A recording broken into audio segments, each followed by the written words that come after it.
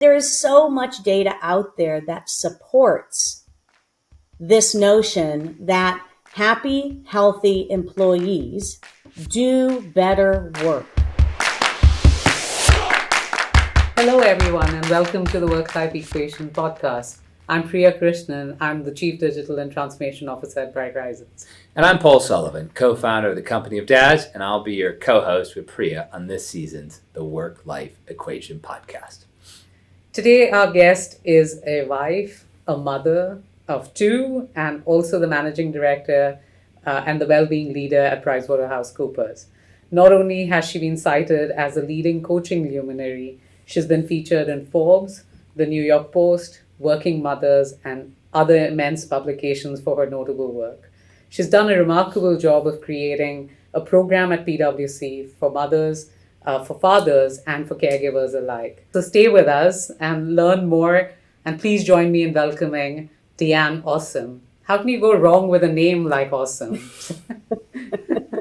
Well, thank you so much for that lovely introduction. It is quite a name that is a conversation starter, at least. So I try to live up to it, but you can let me know how that goes. I'd love to hear about your journey, DeAnne, in terms of, what have been your experiences as a female leader within the corporate space, and how that has both shaped your perspective, and what have you brought to the leadership roles at PwC? Yes, well, it's hard for me to believe that I'm going to share this number with you, but it's approaching 30 years of professional experience. This is where you gasp in awe, Paul. I would have said 28, no more than 28 ever. I would have said 15. I'll take it. So I've had an incredibly rich career. My degree is actually in accounting, which I got from a liberal arts college. And sometimes people ask a few questions about how that worked, but it worked. I spent time in the audit field. I did about a decade in consulting. I've worked in the diversity and inclusion space, learning and development, leadership development, executive coaching, health and wellness, health and well-being coaching, and strategy, talent transformation, and more. So I've really had a great career, and I've been able to navigate around a few different stops along the way. So usually when I'm asked this question, I try to reflect back on one or two things. And I was lucky enough to go through a global leadership development experience. This was back in 2005. It was global. I was one of 13 people from 10 different countries spending a 5-month immersive residency, really, in Washington, D.C. So that experience really is one that stands out as a highlight for me. It was my first real appreciation for diversity of thought and how culture translates and plays into so many things. I thought I knew a lot, and I thought I was pretty good at diversity and inclusion and respect and valuing folks for what they bring. But that experience really just took it to a deeper level, and I think shifted my trajectory a bit to go even deeper into the space of D&I and belonging and leadership and well-being and culture, really. So that's a little tour of my career. We're gonna mix the personal and the professional today, and I want to get later on in our conversation for listeners, what you put together on the wellness initiative at PwC is incredibly impressive. But that's going to be later in the show. I want to talk now about your own personal journey as an executive, as somebody who's been at PwC for a couple decades. When you think back to that person you were, that woman you were, 20 plus years ago. I won't say 30 because we already had an issue. And not just where you are in your career, but where corporate America has moved more or less in a positive direction, or different direction than where it was before, in terms of inclusion, in terms of understanding the whole employee, in terms of understanding the importance of wellness, be that mental health, be that caregiver or parental leave, and everything else around that. When you back I mean, I'm not going to ask you if you could have imagined it because that's a tough question. But when you think of like the markers along your career where you say, okay, things are getting a little bit better, things are getting better. What are some of those markers that really stood out for you to get us to where we are today? It's a great question, and I'll primarily stick to the last couple of decades, Paul, because I think that's where I can pull the most relevant examples. Because when you first start your career, you're just learning how to learn and what's expected and trying to meet the requirements. And I had some different licensing needs, and so the trainings and that's kind of a different aspect of just getting started, I think.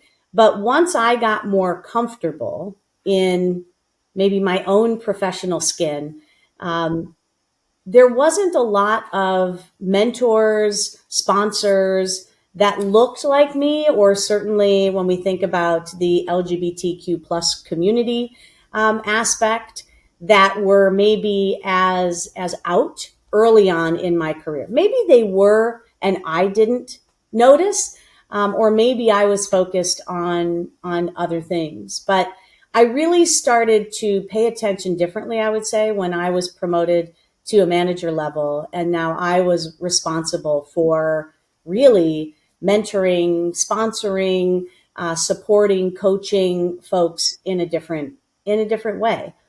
PwC has always had a very deep appreciation for coaching, mentoring, sponsorship.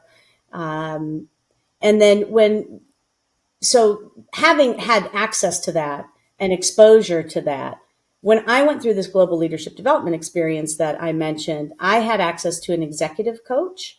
And that was really the first time at that level and stage in my career. I was a director then at the time. But that type of self-awareness building, that type of bringing it back to home, because it's easy to point out what others could be doing differently or better or whatnot. But when you really think about, how do I start with me as a human, as a leader, as a colleague, and I have to do my own self-work first, really. So that experience gave me a different appreciation for what it was like to be coached in that way, and also some inspiration in how I wanted to show up differently, really looking at the whole person. So not just the professional lens or what's it going to take to get that next promotion at work, but really what is it going to take for you to dig deep into your own values and what you appreciate and what you're looking for, so that you can make that known, activating your own voice, if you will, by looking for those types of opportunities. And also, don't forget to pay it forward. So that's something I'm very conscious of, is I've had so many great mentors, so many great sponsors. I want to be that for other people. And I also do have a deep appreciation for diversity. I think it is something that allows us to be better together in whatever it is that we're doing. And it's not just about paying attention to who is showing up, but how they're showing up and what they're bringing with them, because everybody has a different story.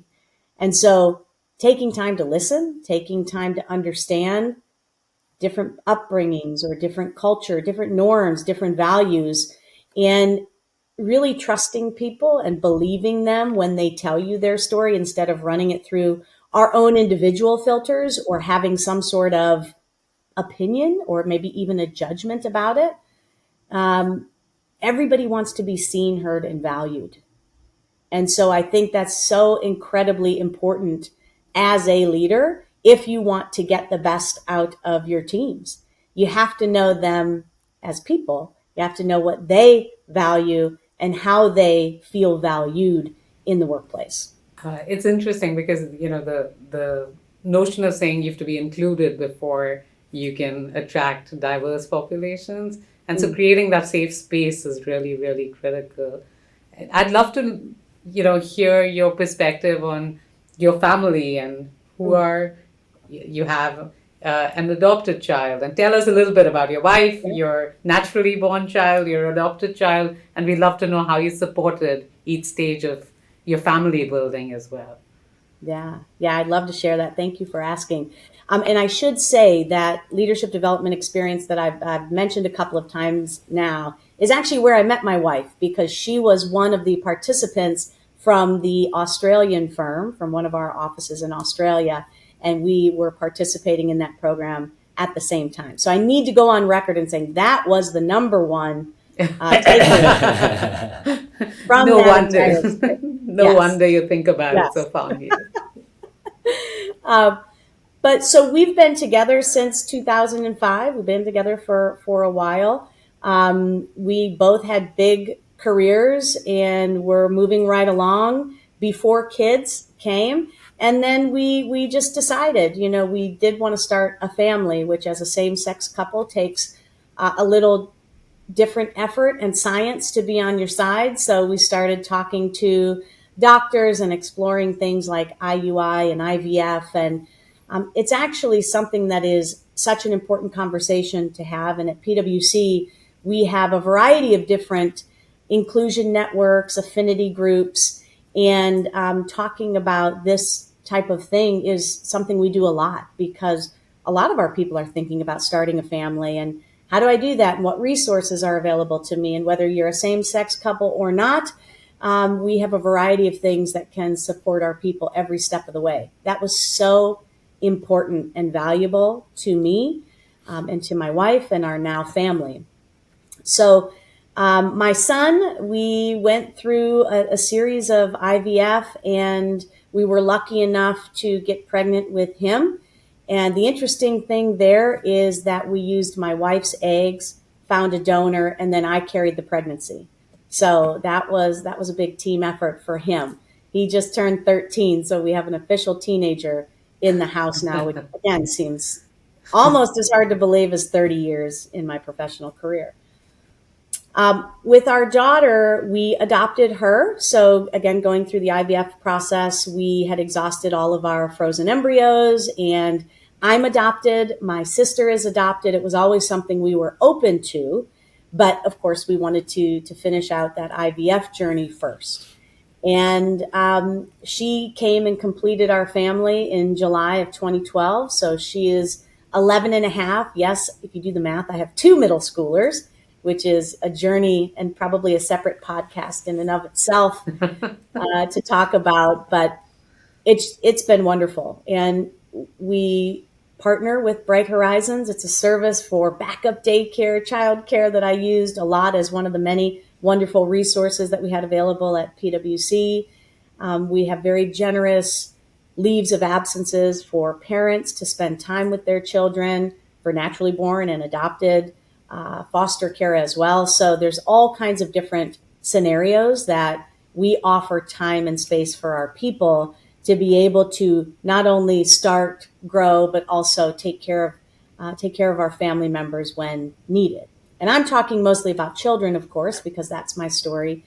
But we also have a lot of caregiver benefits, and again, know that a lot of people are responsible for aging parents or other loved ones. In my case, I take care of my elderly aunt with dementia who just turned 86 last month. So there's a lot going on in people's lives that they need support for. And I've always been maybe unapologetically vocal about sharing my story, sharing where I'm at, what I'm going through. And that has really resonated with folks. So I wouldn't just tell you I'm not available for a meeting. I would say I'm not able to make that time because I'm chaperoning a child's field trip, or I have to take my child to the doctor's appointment, or whatever it is. And especially young parents have reached out to say how important that has been. It's maybe in some ways given a little bit of permission for them to share when maybe they haven't felt empowered or safe, or just haven't tried it yet. So I think if you have to let people know your story, and you have to be open and willing to share. And in my experience, people have been very receptive, very empathetic and understanding. And so again, I try to role model that and encourage others to do the same.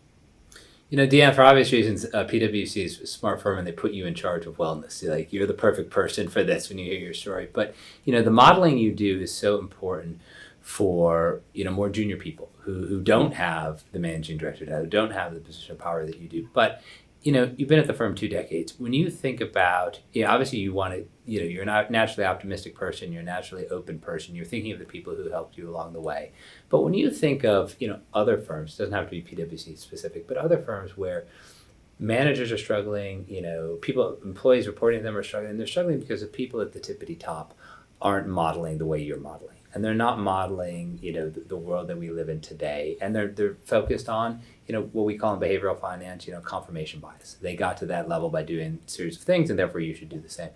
What advice would you give to people at other firms and other industries? This, of course, is what one of the things PwC does. You're great consultants. You're helping people. But what's the advice that you give to other leaders who are struggling to do what PwC has done, or want to emulate what PwC has done? Because it's all about that modeling and making people believe. You can give the greatest leave policy in the world, but if as you're heading out the door to take your 20 or 25 weeks, somebody says, I can't, are you really going to take all that leave? Well, that just kind of ruins the whole thing. So what's the advice that you give to other firms that you try to help, solve some of the things that you've already solved at PwC?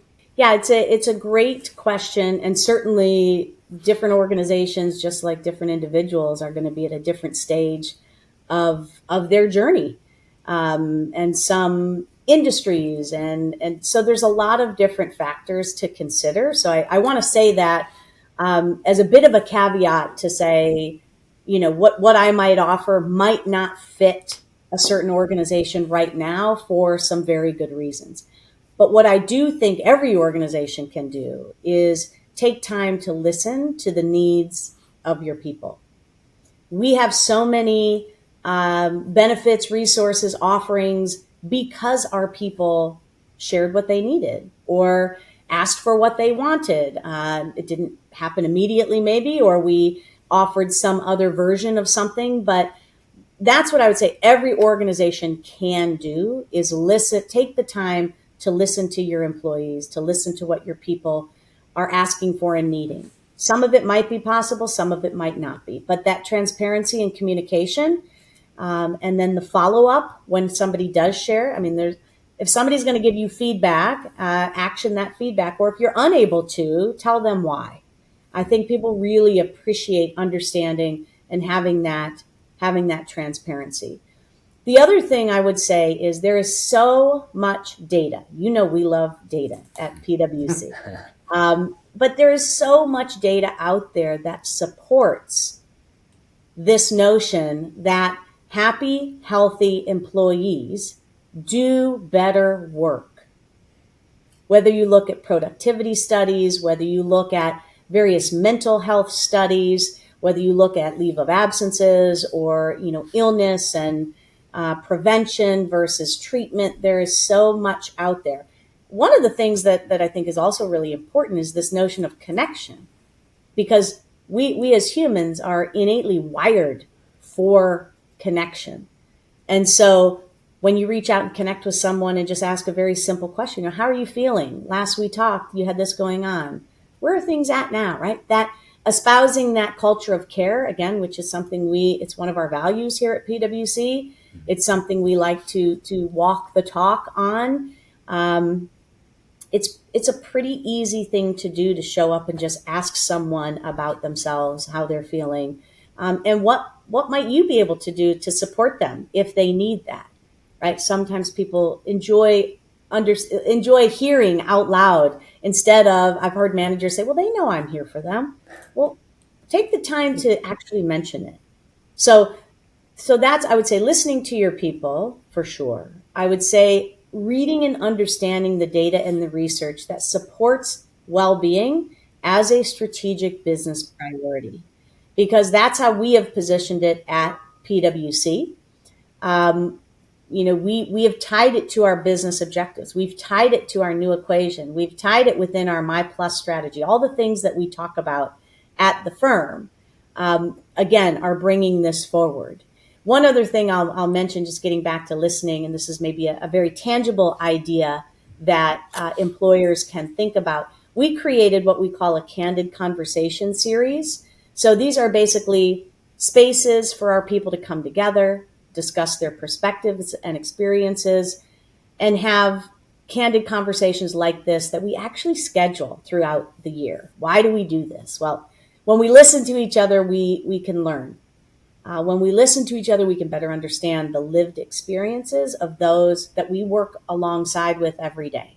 We spend a lot of our time and life at work. So again, we do these candid conversation series at the national level, at the local office level. And again, as I mentioned earlier, 2 recent candid conversation series that we had were around family formation. So topics like IVF and miscarriage. And we've also had a candid conversation series with one of our networking circles, affinity groups that I mentioned, the Abilities and Allies Inclusion Network, about caring for a child with a disability. So again, we're wired for connection. We learn through the stories that we're able to share, and we can take action and move forward together when we engage in this. And a candid conversation series might just be something for folks to think about. It's incredible that, I love the fact that you say you're listening, because I think Paul and I were talking about this earlier. The fact that there are so many generations in the workforce, needs are different. The definition of family is changing. So I think of this decade as the decade of HR, because you've had to deal with taking people remote, then bringing them back into the office, and there's a lot that is going on in there.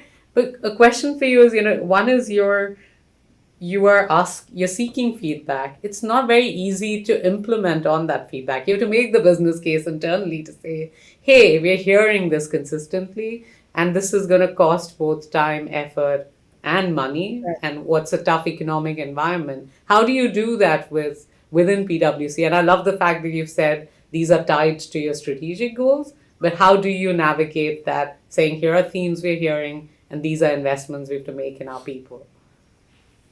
Yeah, and it's, again, I want to say this in a way that it doesn't just come off as this is easy to do. And maybe in some cases it is, but to your point, a lot of this might require a shift in priorities, or additional funding, or some other resources that might not be readily available, and that we have to go out and source. One example, though, that I think is worth mentioning is a recent change that we've made from feedback that we've heard from our people is increased parental leave. So that is we've increased the amount of time off that our folks have access to.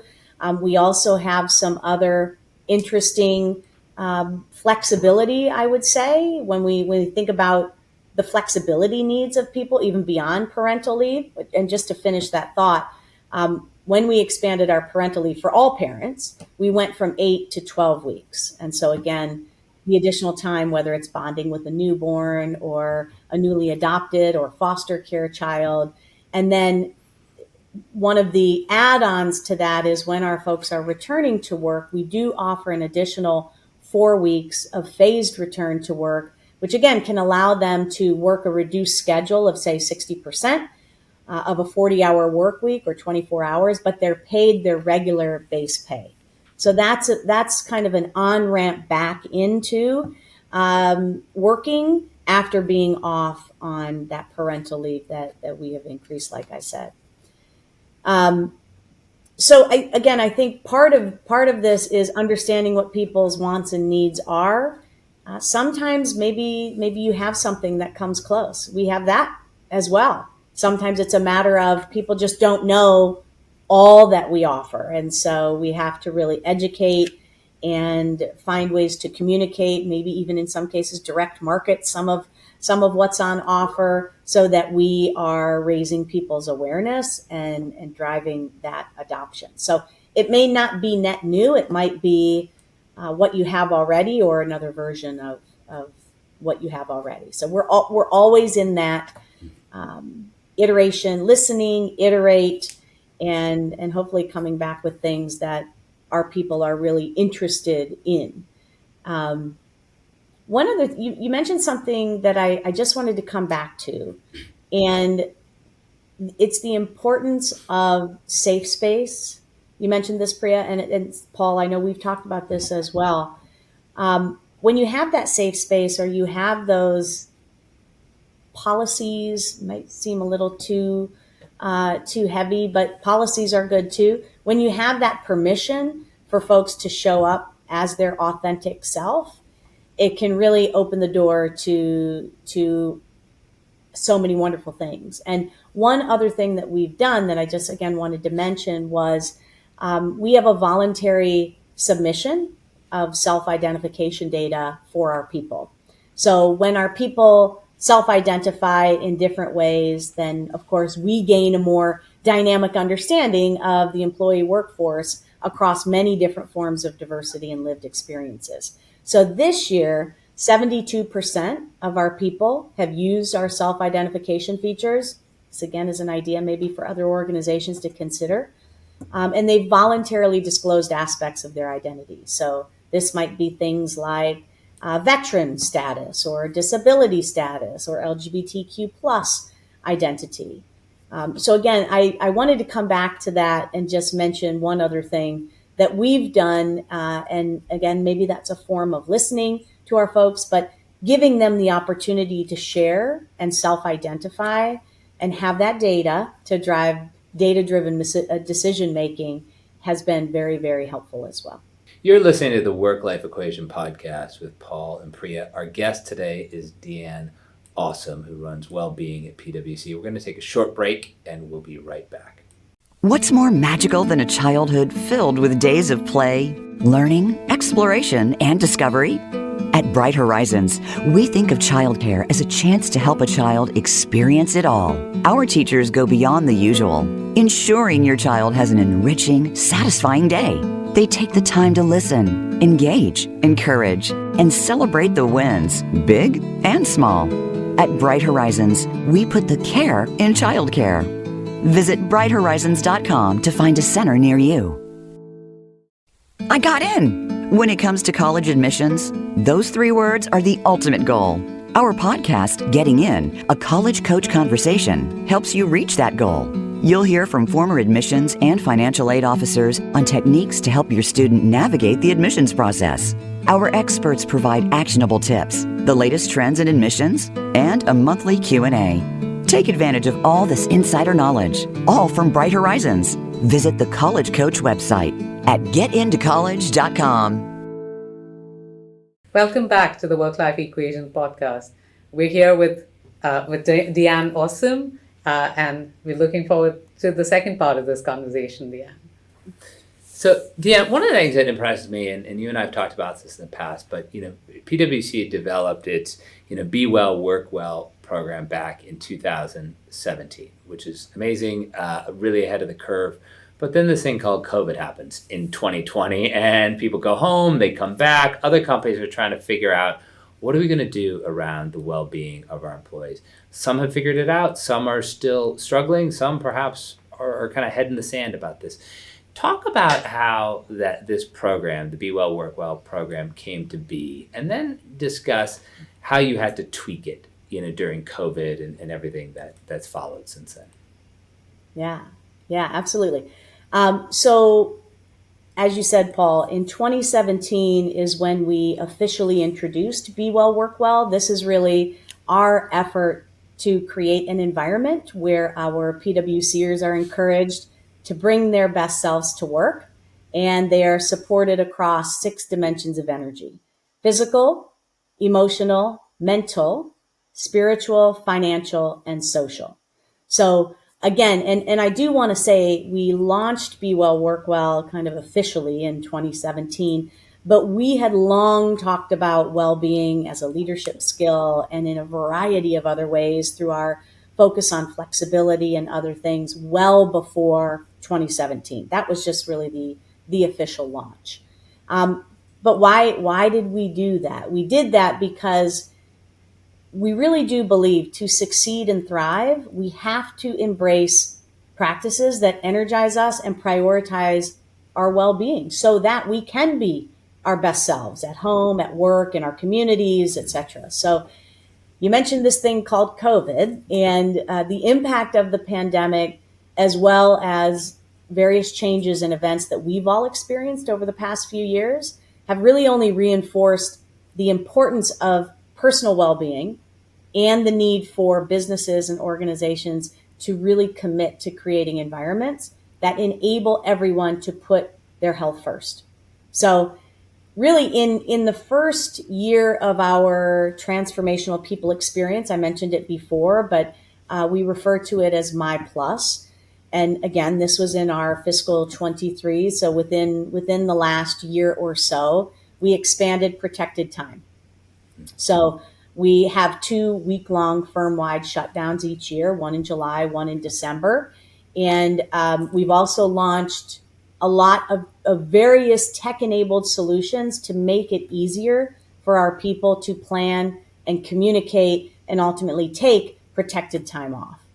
We've also doubled down on flexibility. So again, working flexibly has always been something that has been a big part of our culture. It's something that is ingrained in who we are rather than something that is earned. It's just something that we offer. So our people really do appreciate being able to choose when and where they work. And we're going to continue to prioritize flexibility by listening to our people through driving an inclusive and hybrid workforce culture. And looking at a variety of different flexibility arrangements, things like reduced schedules. We have a 20% pay leave of absence, options to work internationally for those that meet certain immigration and of course, tax restrictions. But this return to in-person, we've shared with our entire PwC community the desire to get back together. As I said earlier, as humans, we are wired for social connection. You do that differently when you're in person versus us being here looking at each other on a screen. So where we started, and again, we're always iterating, and I'm not saying we have it completely right or that it won't change again, depending on what we hear and what we're seeing with our folks. But our previous guidance was we wanted to have as many of our employees work at a PwC office or a client site 1 to 3 days a week.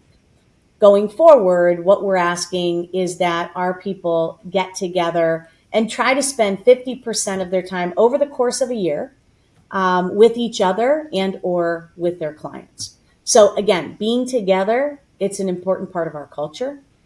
It really allows us to keep our clients' needs at the center of everything that we do. We know in-person interaction supports greater collaboration, innovation, incremental project opportunities, better relationships, but yet we still do see the value in flexibility and working remotely. So again, our guidance, I give you that example because our guidance really is trying to find the right balance to support in-person interactions and remote working, because it's something we're going to continue with, I think, for a while to come. And I think the fact that you're thinking about it, right, and it is an evolving process and it is an evolving workspace in general. The fact that you've had an initiative and you're thinking about it consistently is interesting. It was also interesting to hear about your 6 pillars, because outside of financial, the 5 would be something that we would anchor in early childhood for children. And we would say it's social, emotional, physical, including spiritual. Understanding self and understanding your environment is really critical. So it's nice to sort of revisit it in your adult years. Priya, I'm sorry, just one thing on that. When we say spiritual, what we are talking about is living a life most deeply aligned with our values. Correct. Right. So I love that this is resonating with you and early childhood development principles and whatnot as well. So because as mothers, that's what we want, right? Like I certainly wanted to raise my kids saying, be completely comfortable in your own skin before you try to fit in anywhere, and then you hope for inclusive environments for them. That's right. But I wanted to switch gears and ask you how becoming a mother and becoming a wife has influenced your leadership style in general. You know, you're clearly an advocate for family supports and supporting various stages of families and whatever is the new definition of family. But how has that influenced you overall? And how do you think life's changed since since becoming a partner as well as a parent? Yeah. Well, it is truly the biggest gift of my lifetime, being a parent. It's one of those things you don't know until it actually happens, and then it just is. It's life changing. So, what we went through, we spent 3.5 years trying to create a family, and so once we were able to do that, it has just really again been the greatest gift. So family is my number one value. That is something I am incredibly clear on. Every time I take a new values assessment, it always ends up still in the number one spot. And so having that type of clarity, I start there, and I base every decision that comes after based on how is this going to impact my family. When I have to travel for work, I try to only be gone for 2 nights because, again, having two middle schoolers with homework and projects and activities and friend troubles and other things, I want to be here. I want to be a present parent for them. My parents were always present for me. And so, again, that's something I want to pay forward to my own children as well, and to my life partner for that matter. So I've also become clearer on some non-negotiables that are maybe no longer up for discussion. And there are times when, if there is a need with the child, I have to go and address that need. And so that's where having the flexibility that I've had through my role here with PwC has been incredibly important to allow me to have that space to attend to things that have to do with my family when needed. And it's also why it's important for me to create that space for my teams and to encourage others to do the same when their people need it. And so again, we are relentlessly client focused here at PwC, but the people that work with us are the heartbeat of our firm. I kind of think in that way too, when you think about your family unit and the rhythm that you create as a family. A lot of the work we're doing is resembling that as well. So I don't know, I could go on, Priya, but I think the family has really influenced who I am as a person, of course. It's influenced who I am as a leader, and the types of things. I've had to have conversations with some of my teammates just who might be in need of a vacation or might have a loved one who's experiencing something. And it's like, we'll get through this. You go and take care of what you need to do over there. And then they reciprocate. So that's a very wonderful environment to be in, both at work and outside of work, when you have those communities that you can really call on when needed and that are there to help you when you need it as well. DeAnne, this has been fantastic. Thank you so much. We end each of these podcasts with 3 questions. Okay. So, are you ready? I don't know what they are, but yes. All right. Priya gets the first one. Tell us in your own words how you would define work-life equation. Well, I'm so happy you didn't say work-life balance, because that is a term I don't personally use. It's hard to keep much of anything in balance. So I always think about it as an integration.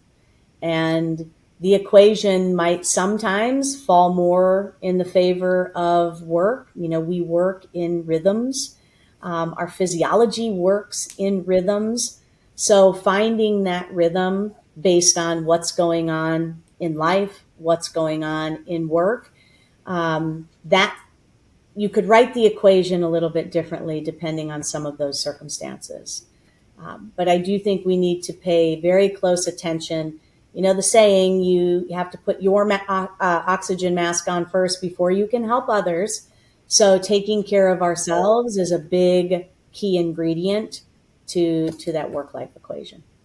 And that dovetails into our second question, DeAnne, kind of, particularly in your position here, the college kids have no shoes. You're thinking about well-being, thinking about other people's well-being.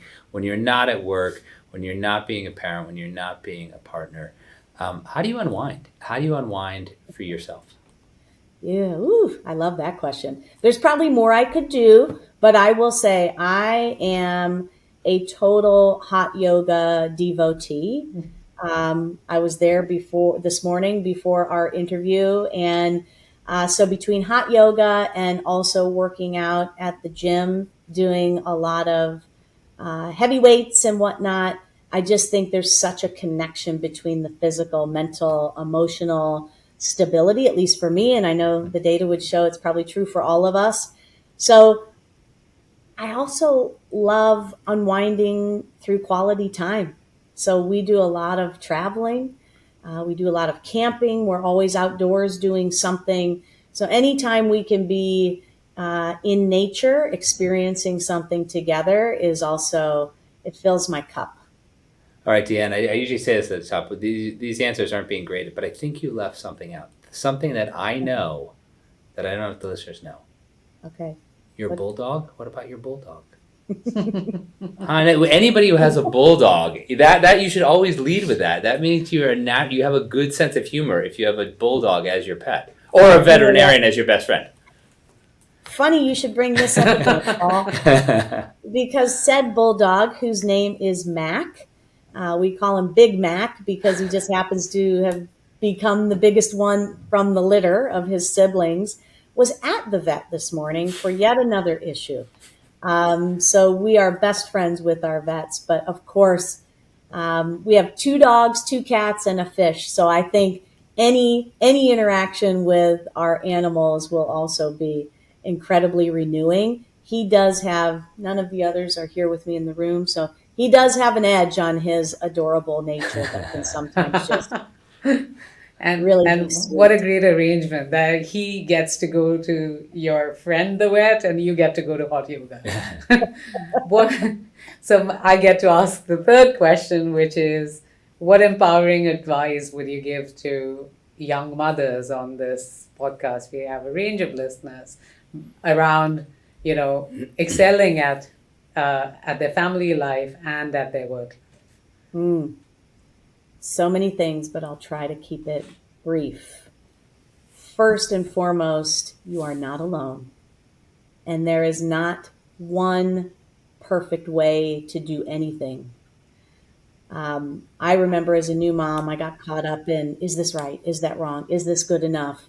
And trust your instincts. I think there's something to be said for parental instincts, I guess. Find your community. So you're not alone. And when you find community, you will find others who can support you and who you can support. So that's the other thing is even when we feel like we might be struggling, there might be something we can offer to someone else by sharing that story and finding that within our community. The last thing I would say is, and this was a piece of advice that someone gave me, is don't wish time away. Enjoy all the moments, even the really tough ones, because while the days might be long, the years are short, and you don't get this time back. So really prioritize it, value it, and be present for it. DeAnne Aussem, Managing Director in charge of Wellbeing at PwC. Thank you so much for being our guest on the Work-Life Equation podcast. Thank you both so much for having me. It's been an absolute pleasure. And thanks for creating space for this conversation through what you do.